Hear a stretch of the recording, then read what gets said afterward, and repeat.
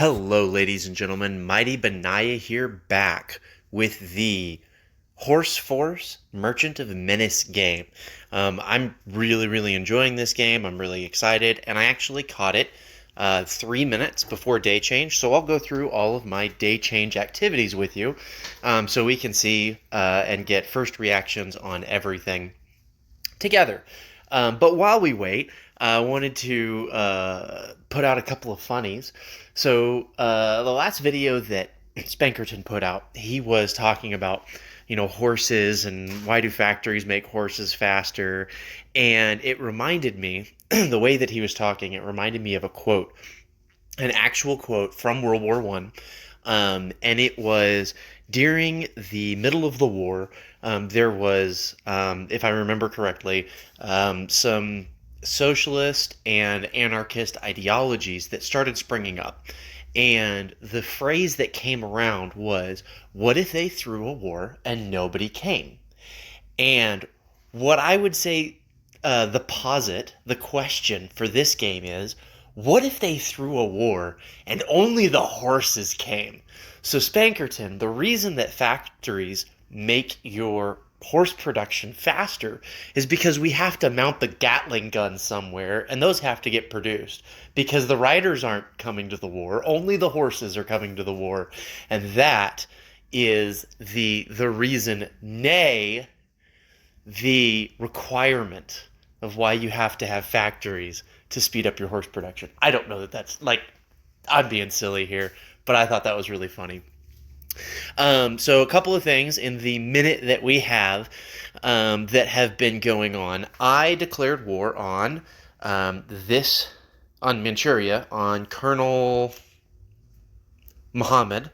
I declared war on him because I got right of way through Xinjiang, and I thought that I could take out his capital, but he gold marked a fort right before I hit it.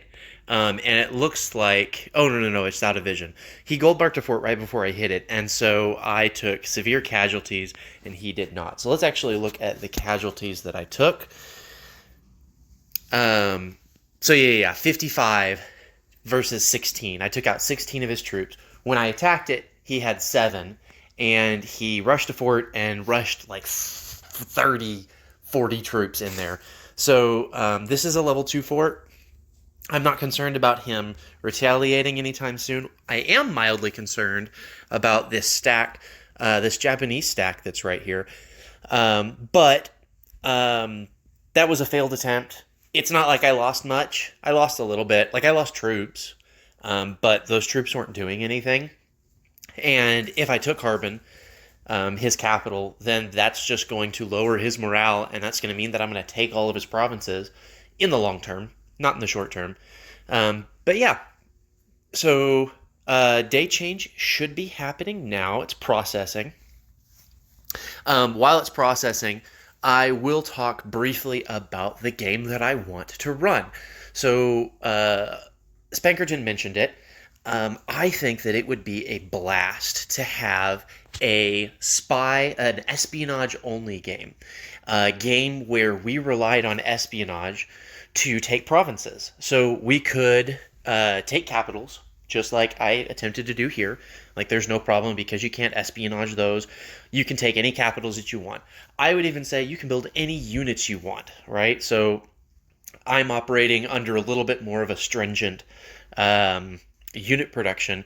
You can build any units that you want in this game, and it'd be a 500 game. So we would seed individuals in all the continents, all across the world, right? So we wouldn't be next to each other, and I would post in the newspaper.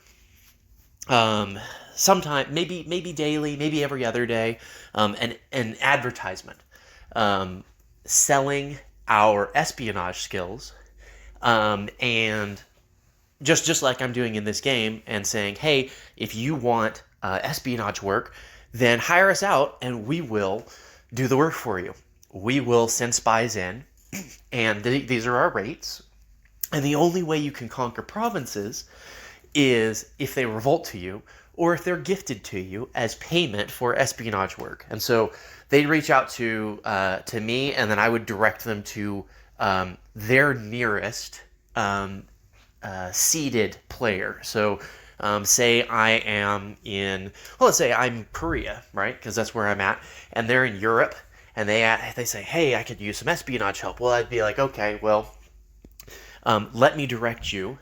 You see our prices, and I can help answer any questions, but let me direct you to Harkold. He's over here in Europe, and he is my espionage partner in Europe. So work with him, and we will give you, we'll guarantee like the services rendered, you'll pay after services rendered, and we'll give you share maps so that you can see how things are going. I think that would be a blast. And it would also be good for our community developing good relations with other players in a 500 map. I think it would be a blast. If you have interest in that, reach out to me. I think that it'd be fun. I will not do it, obviously, for the next couple of weeks. I am going to be away from the game for about a week, starting next week. So I'll be playing this week and then I'll be away next week. But I'm excited to start it afterwards, and we'll see what happens. Maybe I'll start it after Christmas so that we're not all busy with family. But now that I've gotten through that, we are already 4 minutes into the day, and I haven't looked at what's going on. So let's look and see what happened in the newspaper for day 9. And go down. Oh no, spies captured. That's never a good... Oh, okay, that's all. I want all. That's never a good thing to see first thing. All right, so we've got rebellion. None of this really specifically matters to me because this is South Wales, so that is Australia. This one down here, it doesn't really matter to me. Scotland doesn't matter. Las Palmas is Africa. That doesn't matter to me. This one matters because it's the Philippines and Dutch Indonesia. So the Philippines rebelled and joined Dutch Indonesia. The Philippines is a Horse Force member, so that's something that I might look to profit off of in the mid-future, but probably by the time I get there, American Philippines will have taken that province back. Rebellion in Jerusalem, that doesn't matter to me. Lhasa, this is actually something that I was working on with Chinese Cat. So Chinese Cat hired me to make Lhasa, we'll say, pliable to rebellion, right? So I sent a bunch of spies. I spy bombed it. I economic spy bombed it. And over the course of 2 days, so the first day I sent in 10 spies, and it just, the morale tanked, absolutely tanked. And then the next day I sent in 5 spies, and it went down a little bit, right? Like, it's not going to be the same as a 10 spy bomb. But then Chinese Cat said, okay, I think that's enough. I think that it'll turn over. Thank you for your services. And he paid me. He paid me 35,000 silver for day 2.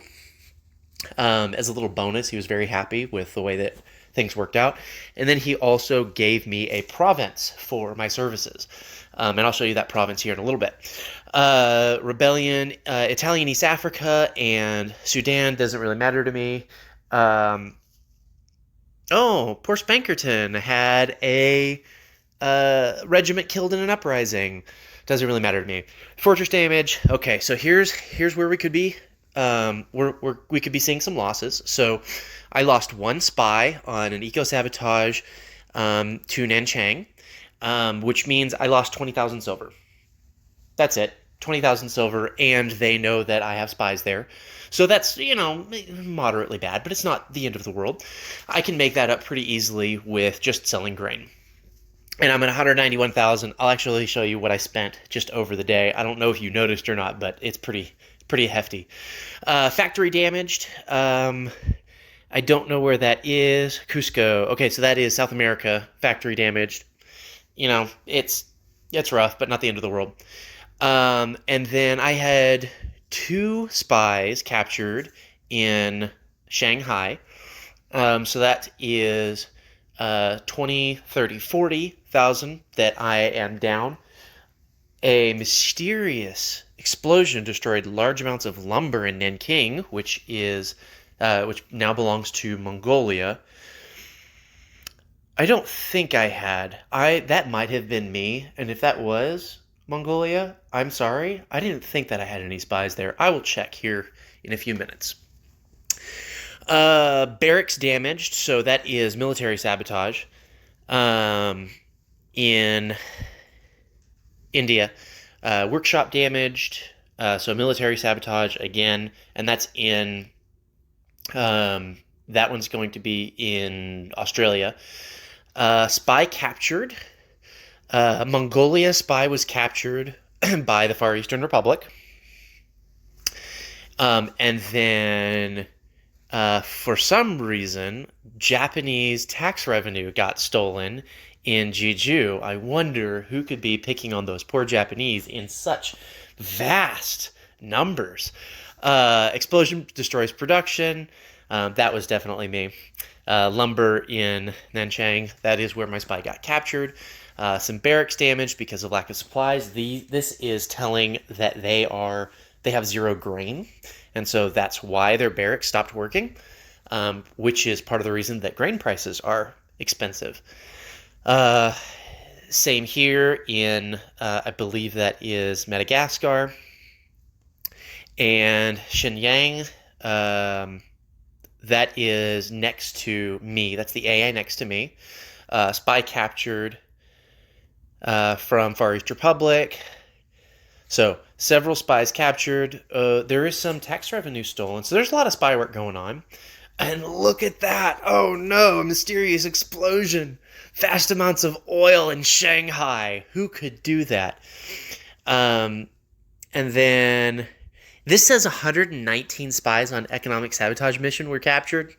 That is false. That is blatantly false. I do not have 119 spies. I have a lot, but not that many. So the numbers are skewed when it's multiple spies. I think it's probably like 2. But because I have so many spies, it inflates the number. All right, here is another thing that is important to look at. So I am not on the most dreaded list. I did declare a war, so I may no longer be the most popular, but I'm not the most dreaded. So most dreaded are Chinese Xinjiang, Republic of Argentina, Japanese Empire, which is important because I am next door to him, Union of Indochina, which I'm also next door to, Northern Territories, and Shaanxi. And then the wealthiest nations, I am not the top. I am number 6. But part of that is because I'm spending a lot of my funds on sabotage missions. Coup d'etats, these are important. You always go in and double check and put right of way on coup d'etat nations because they are now AI. Alicia, what are you doing?